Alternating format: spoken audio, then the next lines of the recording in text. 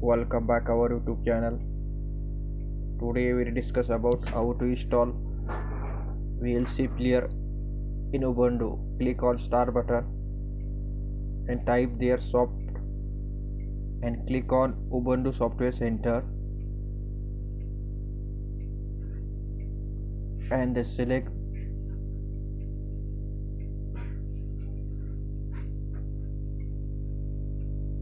there sound and video.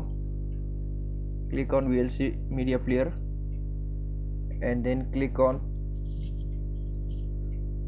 install.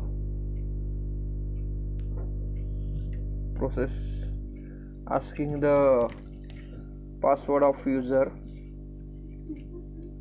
putting the password and press enter and process will be start. Thank you so much.